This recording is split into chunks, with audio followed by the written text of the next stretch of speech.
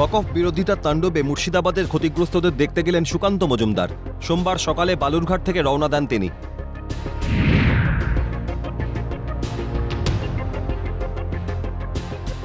বালুরঘাট থেকে মালদহ হয়ে মুর্শিদাবাদ যান সুকান্ত মজুমদার।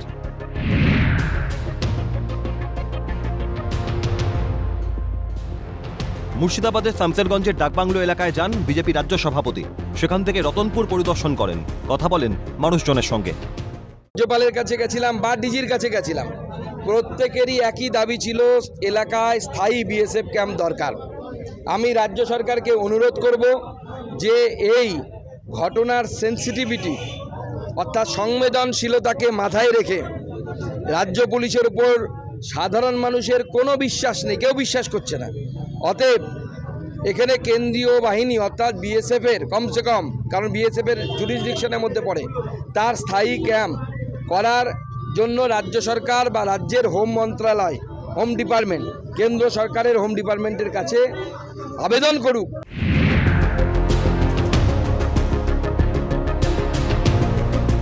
রতনপুর থেকে জাফরাবাদে নিহতদের বাড়িতে যান সুকান্ত মজুমদার। নিহতদের পরিবারের সঙ্গে মাটিতে বসে তাদের অভিযোগ শোনেন তিনি। বিজেপি নেতা সামনে কান্নায় ভেঙে পড়েন গ্রামবাসীরা। প্রয়োজনে তাদের নেতাকর্মীরা আবারও আসবেন, আশ্বাস সুকান্তের।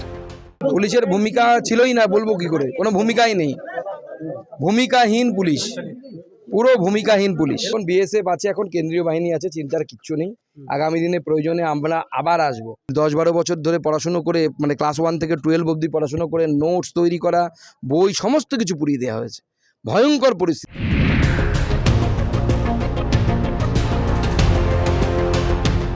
জাফরাবাদ থেকে বেদবোনায় যান বিজেপি রাজ্য সভাপতি। পুড়ে যাওয়া বাড়িঘর পরিদর্শন করেন, মানুষদের দুঃখ দুর্দশার কথা শুনে তাদের যাবতীয় সাহায্যের আশ্বাস দেন। একই সঙ্গে এজন্য মুখ্যমন্ত্রীর দিকেই অভিযোগের আঙুল তোলেন সুকান্ত মজুমদার। পরিস্থিতি অত্যন্ত ভয়ঙ্কর, মানুষ থাকার মতো পরিস্থিতি এখানে নেই। এখানে মানুষকে সুরক্ষা দিতে না পারলে আগামী দিনে এরা আবার এই ধরনের আক্রমণের সম্মুখীন হবে। তো তারা তো আতঙ্কে রয়েছে, না আতঙ্কে শুধু নয়, থাকার ব্যবস্থাই নেই, থাকবে কোথায় এরা? বাড়িঘর সব ভেঙে দিয়েছে। মাননীয় মুখ্যমন্ত্রী এই রাজ্যের এই পরিস্থিতি তৈরি করেছেন, তিনিই একমাত্র ব্যক্তি যিনি রেসপন্সিবল এই কাজে। রক্তাক্ত অবস্থায় দুটো দেহ পড়ে থাকলো, পুলিশ আসতে পারেনি। ভাবতে পারেন কি পরিস্থিতি এই রাজ্যের। 150 জন গ্রেপ্তার হয়েছে, তারা সবাই স্থানীয়, বাংলাদেশের কেউ নেই। এবং সব থেকে বড় কথা, পুলিশ নিজে কোর্টে দাঁড়িয়ে বলেছে যে সব লোকাল লোক জড়ো হয়েছিল, 4 থেকে 5 হাজার সংখ্যায়। মুর্শিদাবাদের পরিস্থিতি পরিদর্শন করে গিয়েই অসুস্থ হয়ে পড়েছেন রাজ্যপাল, মন্তব্য সুকান্তের।